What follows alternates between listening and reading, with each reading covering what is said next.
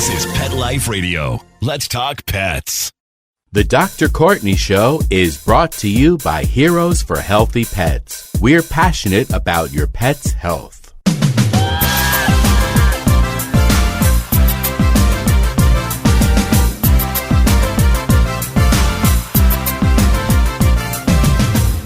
Good day from California. Welcome to the Dr. Courtney podcast, and we have got a good one today.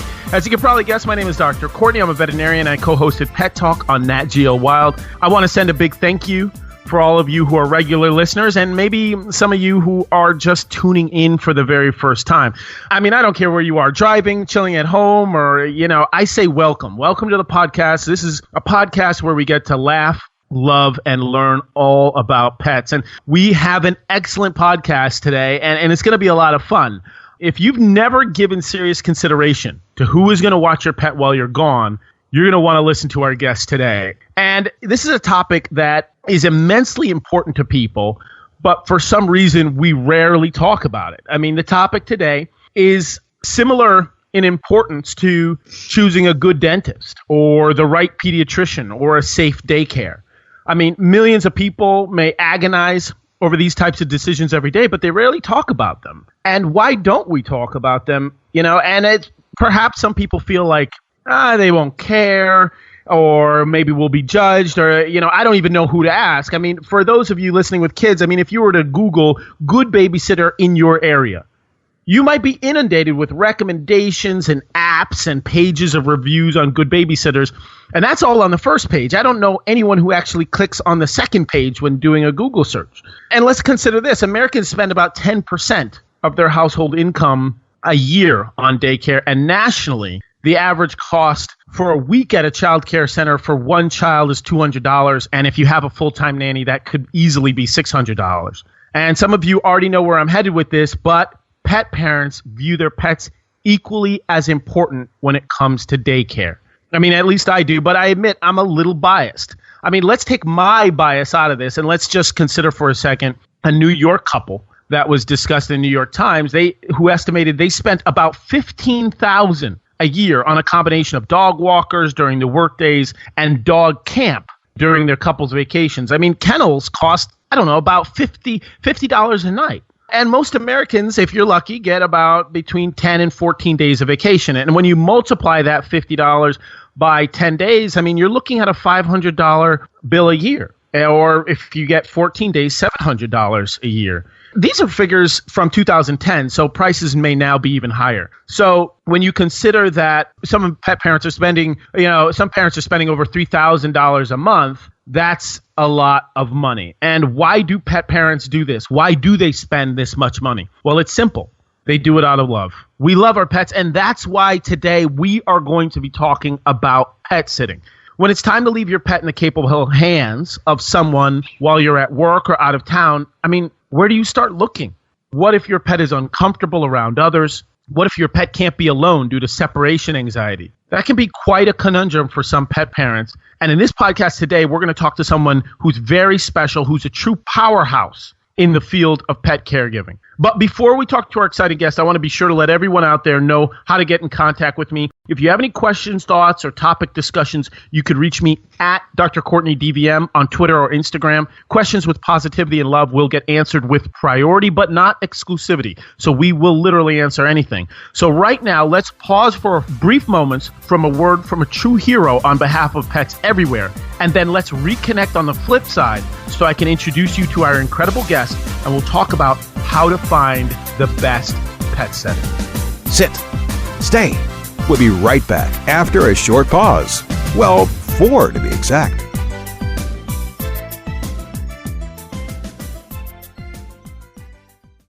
It's not just a sneeze. It could be the pathway to disease. Your dog is at risk for contracting dog flu. That's why it's important to vaccinate your dog for dog flu. Get your dog vaccinated today. Visit dogflu.com for more information. Let's Talk Pets on PetLifeRadio.com.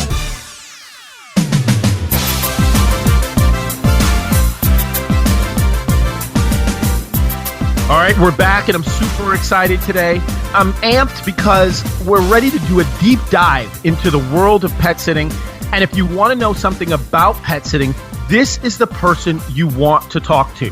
As I like to say, she will find the best pet sitter for your lovely critter. She is a marketing and communications manager for the world's largest educational association for professional pet sitters. She works with approximately 7,000 independently owned professional pet sitting businesses that support, promote, and recognize excellence in the professional pet sitting industry. She also serves as the spokesperson for one of my personal favorite holidays, PSI's Take Your Dog to Work Day, an international campaign celebrating the great companions that dogs make. And it also promotes pet adoptions. And I love that. So podcast listeners, please join me in welcoming Miss Beth Stultz to the show. Welcome, Miss Stultz. Thank you so much. Glad to be talking with you today. Yes, I'm naturally differential. Can I call you Beth? Please do. Please do. Oh, excellent. Thank you, Beth. You know, we're all really pumped today to talk about pet sitting because, you know, a couple of things. There are people who are listening right now who are thinking, you know, it's something that I never really gave a whole lot of consideration to. I just naturally gravitated towards a friend of mine or somebody who I knew, or maybe even somebody who just loves pets in general. And we're going to talk about today why you think that's either a good idea or not necessarily such a great idea. And we'll really get into it. But before we do that, would you mind doing something for me, part of the show we call Set the Scene. And Set the Scene basically is where you describe your upbringings, where in the region of the country or the world you grew up in, and your first contact with pets and how it kind of led you into this industry. Sure. I'm from North Carolina, born and raised in North Carolina, and have been a pet lover for as long as I can remember. My father is a huge pet lover, and I also grew up in a more rural setting. So we've had pets since I was born, ranging from cats and dogs to goats and chickens and pigs.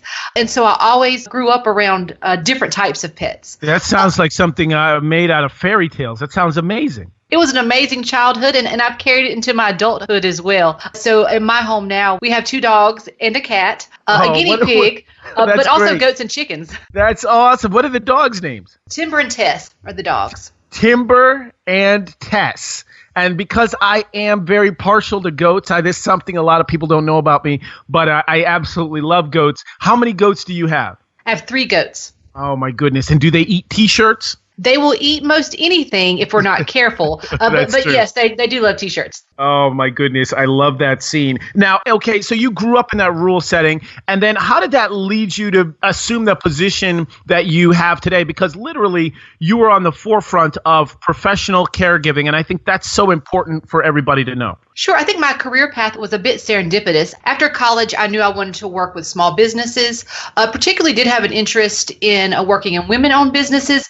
But I never really understood at that point that if I wanted to turn my love for pets into a career, you think veterinarian, which is a wonderful profession, or those types of careers. But I didn't know I had other options. I actually read the book Pet Sitting for Profit by Patty Moran, who is the founder of Pet Sitters International. And I was fortunate enough that the headquarters and the office of Pet Sitters International was in the area that I was living, and they had an open position. So I actually started out at PSI in the member services department right after college. And then I'm going into my 15th year now the vice president of marketing and operations, but just found that I was able to combine my love of people and pets and work for a company that I just love. Incredible. 15 years in the game. That is wonderful. Has it just flown by, or have you felt like, you know, man, this has been a long slug. We've come a long way. We have come a long way, but it has flown by. It does not seem like almost 15 years have passed. So I certainly feel fortunate. Through those 15 years, you have met some incredible people, I'm assuming, some incredible pets. And this is a question that I assume you get a lot. And that is a very simple one. Why consider a pet sitter at all? We'll talk about a professional pet sitter and PSI and the good work that they do, but why should people consider a pet sitter at all? I mean, couldn't we just leave our pets alone in the house? That's a great question. And I consider, you mentioned earlier, we think of pets as our children, and we so many people invest time in looking for quality childcare, but we need to do the same for our pets. If you're on vacation, of course, you certainly cannot leave your pets home alone. But even for long days of work, you have to think about, is your pet getting the exercise? Is it getting the companionship it needs to be happy and healthy? And so whether you're going on a trip or vacation, or your pet is just home alone for long days while you work, there's so much value in using a pet sitter. You're totally correct when you say exercise and companionship, because those are two characteristics that I think could actually prevent many of the sort of destructive behaviors that we see from pets. A well-exercised pet is a healthier pet. A pet with excellent companionship is a healthier pet as well. I guess my next focus would be, all right, well, if somebody says that makes sense, I want to get a pet sitter, who should they pick? Because listen, I'll be honest with you, Beth. I have got a friend named Jamie. Jamie absolutely loves dogs, and he's a great guy. In fact, he loves them so much. Anytime he sees a dog, he'll happily receive that saliva shower that they'll give him when they're licking him in the face and things like that. And people see his love for dogs, and they say, well, he'd be naturally a good pet sitter. But that's not necessarily the case, right? Just because you love animals, that doesn't mean you'd be automatically a great pet sitter, correct? Exactly. What I say is a love for pets is a start, but it's certainly not all you need for a pet sitter. And I never like to be an alarmist, but I get that question a lot from pet owners. I have a friend who loves pets, or my neighbor's just great with my dog. Why isn't that enough? And I'll give you a couple of examples. What we like to explain is that someone can love pets, but that doesn't exactly mean they have the educational background or the business coverage to give you peace of mind. We had an example of someone who called us at Pet Sitters International looking for a pet sitter, but the situation that happened was she had let a friend, who was a wonderful, well-intentioned friend, care for her cat. She was gone on vacation, and the friend had come in one day, couldn't find the cat, looked around, eventually found the cat in the laundry area behind a washing machine. She had to shimmy the washing machine a bit to get the cat out, which everything was fine until the next day she arrives and realizes that in doing that, she had dislodged the hose of the washing machine, flooded the entire second floor down into the first floor. So we're talking tens of thousands of dollars in home damage. And the situation is a professional pet sitter would have business coverage that could cover those types of events. So for just a liability perspective, the professional is able to offer coverage that a friend wouldn't. But the same is true for the pet care knowledge. A friend could love your pet, but could they maybe recognize signs of bloat? Or would they know how to respond to a pet emergency? Or apply first aid if your pet were injured? Or stop a dog fight if they were at a dog park? So there's some other health concerns like that pet lovers can certainly love your pet and treat it like you were your own, but they don't have the same qualifications or coverage that pet sitters can provide. That's an incredible story. And we think about dogs all the time who have various medical conditions. And because I'm on the veterinary side, and people don't realize this, but it's kind of rare for me to see a healthy pet. And so because of that, I stay in this zone where I assume and naturally I'm inclined to constantly consider various medical conditions that pets may have. And some of them you just mentioned. Bloat, a medical emergency that requires prompt medical attention, and a dog fight, again, requires an emergency visit in the greater plurality of cases. And so when it comes to dogs who may have more chronic conditions, a dog who is unfortunately overweight, or who has a low thyroid, or who has some immunocompromised issue, in your opinion, would a professional pet sitter be more appropriate choice for someone who wants the best care for their pet? Or do you think, well, in those situations, somebody that they know and like could be appropriate? We definitely recommend pet sitters in those situations for pets who may have special dietary or exercise regimens, particular health conditions, need medications or injections at the same time every day. A professional can provide that sense of security that the job is going to get done right at the correct time. And sometimes we can't rely on friends in that same way. No, you absolutely can't. And these types of people who do this really dedicate their lives. It takes a special type of person, I think, to dedicate their life to giving care to others, and particularly of a different species. So when you have a pet sitter who does that, I guess my question is, over the 15 years in your world, is there a certain personality profile or a certain type of person that you've met that you said, now this is a person who would make an excellent pet sitter? I think there definitely are. There are certain traits. Obviously, a love for pets. We see pet sitters to be very selfless people. They really know that they're going into this career to dedicate their lives to pets and the pet parents.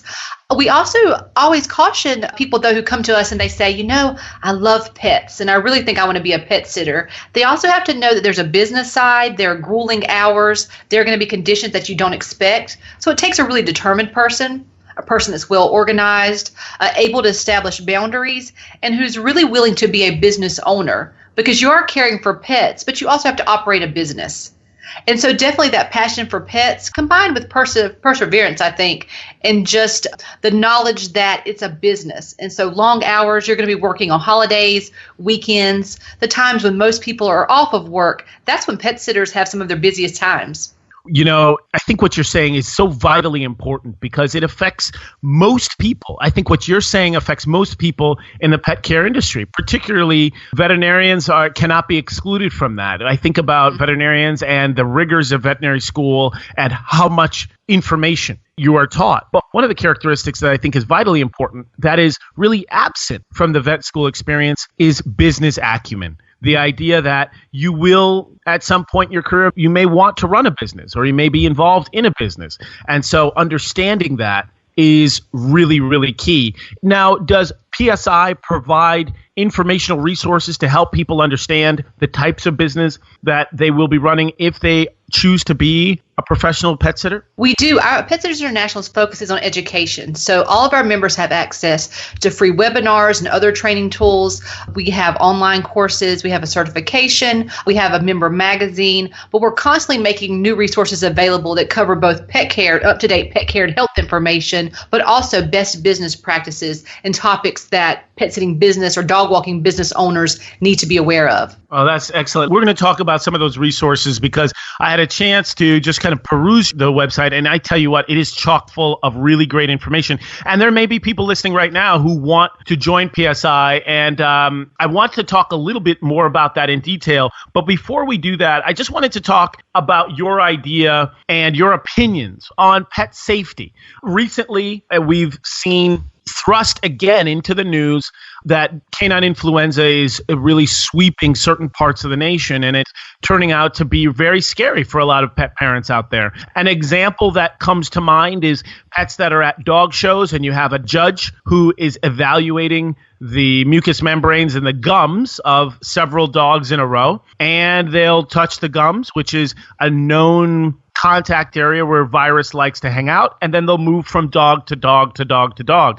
And for those dogs who are in that high-risk social situation, they may be at risk for contracting an infectious disease. I guess my question to you is, how important is the role of vaccination with a pet sitter, a professional pet sitter who may have constant contact with multiple pets? And if somebody is on the pet caregiving side of the industry, do you recommend that pets be vaccinated and protected in that manner? That's a great question. It's a topic, as you mentioned, it's been in the news so much lately. And so we've had our pet sitters reach out to us and want more information. We recently hosted a webinar on the topic that Merck presented to give our pet sitters information on what they should look for, what precautions they should take. They are going, while pet sitting allows the pets to stay in their own home, pet sitters do go from home to home. So biosecurity has become of increasing concern. And I have recently heard from our pet sitters, some pet sitters who are now requiring their pet sitting clients to have the dog flu vaccine so they can make sure that the pets in their care are protected. That makes total sense. I mean, because at the end of the day, what we want is,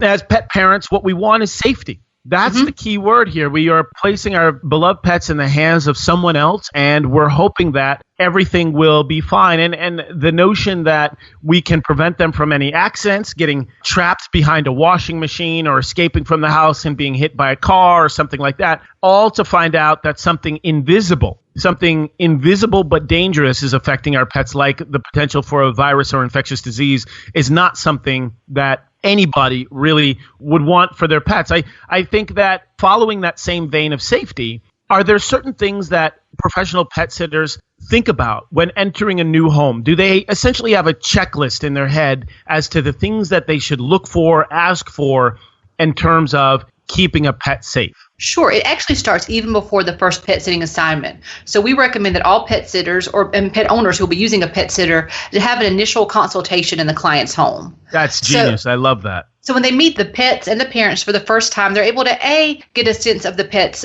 behavior, medical history, and they document that information so they know of any possible previous injuries, any types of health concerns to be aware of. They also ask about the pet's behavioral history, any bite history. So pet sitters are able to come to the pet sitting assignment fully prepared, but also while at the home for the first time, we encourage our pet sitters to do a quick home assessment. Look around the pet parent's home.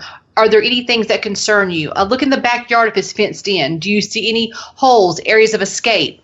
Look at the home. Are there any poisonous items that may be within pet's reach? And so pet sitters, in part of their training, learn how to look around the home, identify any red flags, and address those with the pet parents before they take a pet sitting assignment. I love that idea on being well-trained for the scenario, being able to recognize potential dangers before they happen. And that sort of harkens back to my friend Jamie, who loves dogs, but likely doesn't have, as you said, the educational background or the training to recognize when something could be potentially dangerous, and certainly doesn't have the business acumen to understand that you will be running an independently owned and operated business. So those three things, educational background, the training, and the business acumen, I think are so vital in understanding what a professional pet sitter is all about. Now, I want to talk a little bit about Pet Sitters International. Actually, not a little bit. I want to talk a lot about it. But let's take a brief break right now. And when we come back, we'll talk all about the excellent organization that you're a part of and why pet parents, pet lovers, and especially pet sitters should consider being involved in this organization. Will you stay tuned with us? I sure will. Oh, thanks so much. We'll be right back right after these messages. Stay tuned.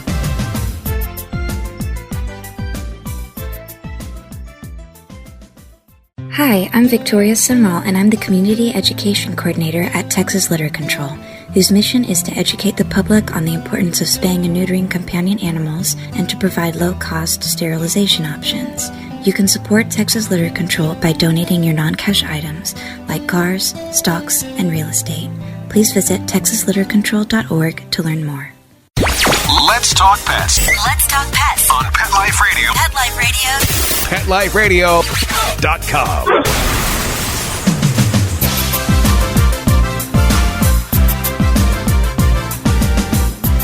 And we're back. We're back with Beth Stultz. She is the Marketing and Communications Manager for the world's largest association for professional pet sitters. She works with over 7,000 independently owned member professional pet sitting businesses. And she also runs we were mentioning, one of my favorite holidays, Take Your Dog to Work Day. It's been an absolutely scintillating conversation, and we've covered a lot of ground in terms of why should someone get a pet sitter, what type of personality profile makes a good pet sitter, what are some of the safety concerns when you are considering someone to watch your pet or having a professional pet sitter. But I think what's very important to talk about now is something that many people are becoming more aware of. There's a growing awareness, but not enough people are aware that there is a organization that is the hub of professional pet sitting, and that is the Pet Sitters International. My question to you, Beth, is why is it so important, in your opinion,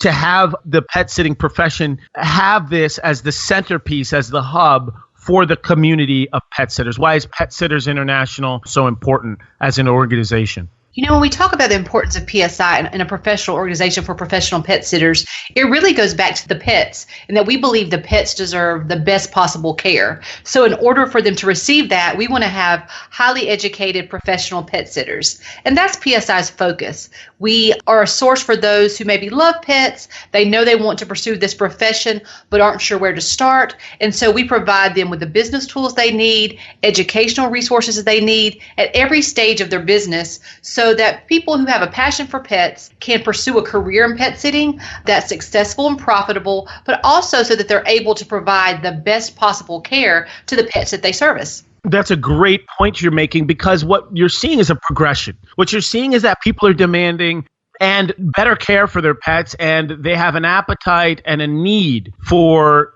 outstanding medical care, outstanding health care, outstanding caregivers for their pets. And when I was growing up, a lot of nurses in veterinary hospitals were young. I was young. I was coming out of high school, and I was watching a lot of pets. And now I see just how sharp and bright a lot of the veterinary nurses are. And I realize it's not the same profession. It's not the same industry. There is a lot of education that is now dominating the industry and really elevating that level of care. Do you find that through your 15 years in the industry that there's been a growth in pet sitting profession and the need and the want and the desire from pet lovers everywhere for a professional aspect to this? I do, as you mentioned, I think we see it across the pet industry at large. There have been so many advances in the pet industry, and we see that for pet sitters too. Pet sitters are realizing there's now access to information to make them better, more qualified pet sitters. And also, we're excited that we see pet owners understanding that now,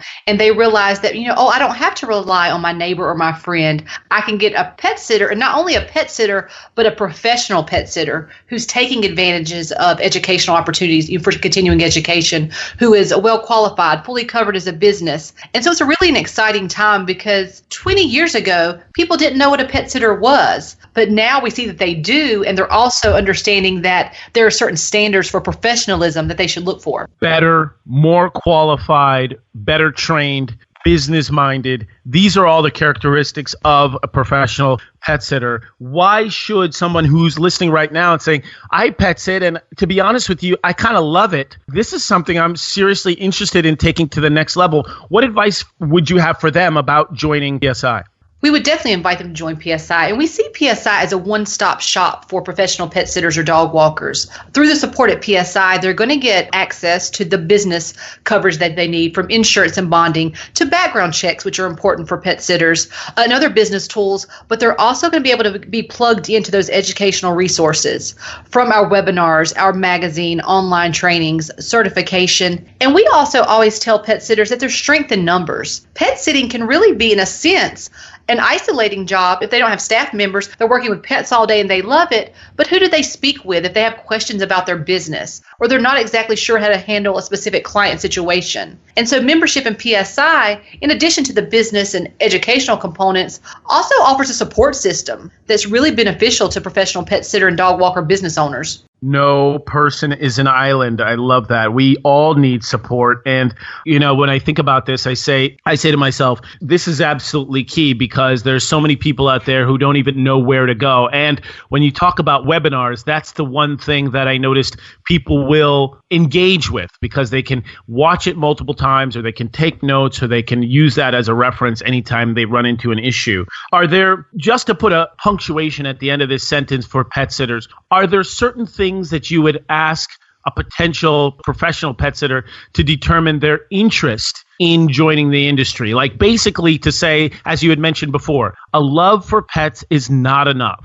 Are there certain things that you would ask somebody, say, all right, you are thinking about being a professional pet sitter. Here are some things that I would like you to consider. Here are some questions I have for you. Do you have any of those? We do. Again, you mentioned the love for pets, and it does go so much beyond that. So one thing I always like to tell potential pet sitters is that we hear somebody say, I love working with pets. I want to work with pets all the time. And I say, but are you also willing to work with people? Because it is still a customer service job. You have to deal with the pet parents first. So you still have to have people skills to be a professional pet sitter or work in any part of the pet industry.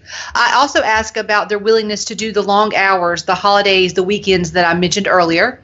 And also, are they in a position to be committed to ongoing education? Because the pet industry is always changing. Pet care practices, pet health and behavior information. They have to be willing to stay up to date on that information if they want to provide the best possible service. And then one more point I always like to mention to any potential pet sitter is that a component that many don't think of, and I know that veterinarians experience this as well, is that they need to understand they become so attached to pets in their care. So when pets pass, clients move away, there's really a sense of loss that pet sitters and dog walkers feel. And so they do need to be prepared for that aspect of the job. It's a wonderful career.